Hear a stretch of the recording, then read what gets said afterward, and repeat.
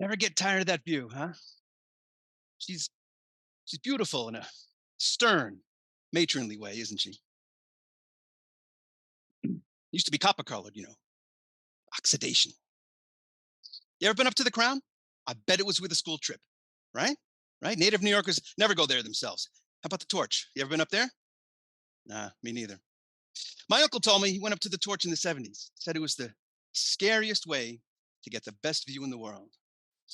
Problem is, he couldn't have gone up to the Torch in the 70s. It hasn't been open to the public since 1916.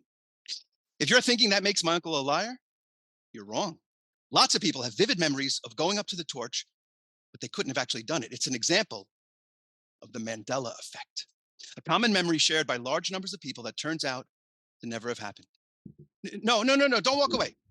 Let me ask you two quick questions, please. If you're not intrigued after that, I swear I'll leave you alone. Did you ever read the Berenstein Bear books when you were younger? You did. I bet you remember Berenstein being spelled Berenstein, right? Of course. Everybody does. What if I told you that it was actually spelled Stain and was never spelled any other way? No, it's true. Look it up. I have never met a single person who remembers being spelled that way, but that's how it's always been. That is the Mandela effect. Great name, right? Right? An important phenomenon like this needs a catchy name, but there's a very good reason for it. A large number of people distinctly remember Nelson Mandela dying in prison in the late 80s. Many even have clear memories of seeing his funeral on TV and talking about it in school. Of course, history says that he was released from prison, became president of South Africa, and died in 2013. If the Mandela effect is real, and spoiler alert, it is, history itself actually changes, and we are shifted into a new current reality, but our collective memories don't match since they are from our original reality. No, no, no, no, no, wait. The Bible changed. Which animal do you remember lying down with the lamb? The lion, right? Nope. Isaiah 11:6. The wolf also shall dwell with the lamb. I have freaked out a lot of Bible experts with that one. They frantically flip through trying to find the verses they remembered, but it's just not there. The lion and lamb imagery all over the world is based on a quote that no longer exists. You want to know why the Torch has been closed for so long? Too bad. I'm going to tell you anyway. July 30th, 1916, German spies blew up a munitions depot on an artificial island called Black Tom, just off of Jersey City. Shrapnel caused damage to Lady Liberty's skirt and to the Torch, which was repaired and then replaced in the 80s, but was never reopened. Black Tom Island was later connected to the mainland and is now part of Liberty State Park. There's a memorial plaque there. If you've never heard of this before but feel like you should have, you're not alone. There are New York City history buffs who swear that this event was not in the history books until recently, which would explain why so many people remember going up to the Torch. They did.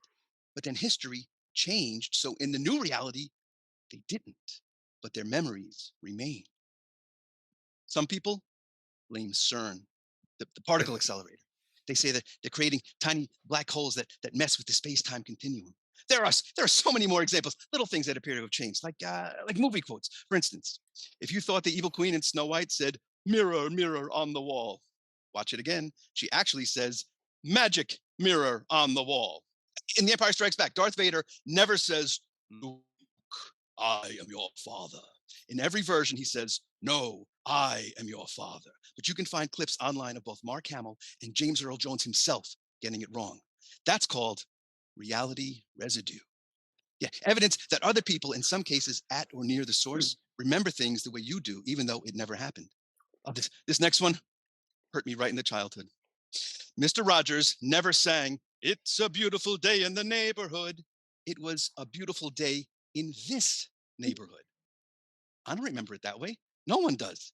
And it somehow seems less inclusive. But that's how it's always been. Despite the countless parodies, Tom Cruise was not wearing a white dress shirt and sunglasses during the underwear dance scene in Risky Business. Sally Field did not say, "You like me, you really like me," at the '84 Oscars. The Monopoly Man never had a monocle. And if you thought you bought cup o' noodles anytime in the last 30 years, no, you didn't. You bought cup noodles. It hasn't had the O apostrophe in it since the late 90s. There are people who swear it changed after they bought it. Check your cabinet when you get home. You know the statue, The Thinker by Rodin? One of the most famous works of art in the world. Do you remember his forehead resting on his fist like this? Yeah, me too. Some people think his chin is on his fist. Either way, we're all wrong. Really, if you look at the statue now, it's not a fist, it's an open hand. And it's not on his forehead, and his chin is not on it. His mouth is. He's practically sucking his knuckles. His lips are all mushy. It looks so weird. There is so much residue for this one, it's ridiculous. Art reviews and essays that all reference the fist to forehead pose. Photos of people posing in front of it, forehead on fist, except the real statue is right behind them with his knuckles crammed in his mouth. Here's the ultimate proof that it changed. George Bernard Shaw was a friend of Auguste Rodin's. Shaw attended the 1906 Paris unveiling of The Thinker. And when he got home, he asked the photographer to take a portrait of him in the same pose as the sculpture. Keep in mind, he just got back from seeing it. How did Shaw pose? Fist to forehead. And that's not all. Rodin, the artist himself, 2 separate times referred to the thinking man's fist, once even calling it a clenched fist. But it's obvious that the way the sculpture looks now, there is no clenched fist. Both hands are open. Isn't that crazy? You look shell-shocked. It can be very unsettling to find out that your memories don't match the current reality. Friggin' CERN! Speaking of memories, there's one more thing I've been holding back. I was waiting for you to bring it up, but I guess that's not going to happen. You don't remember me, do you? We know each other. We've had full conversations before today.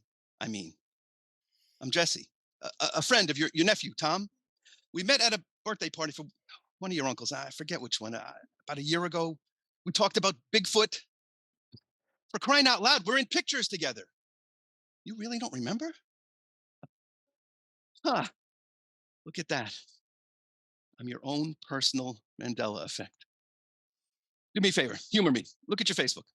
That'll prove I'm telling the truth. Check your phone, please. For both of us, check your phone. What's the matter?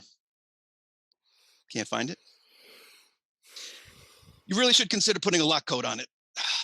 Don't worry, I didn't do anything to it. No purchases, nothing added or deleted. I wouldn't do that. I was just gathering intel.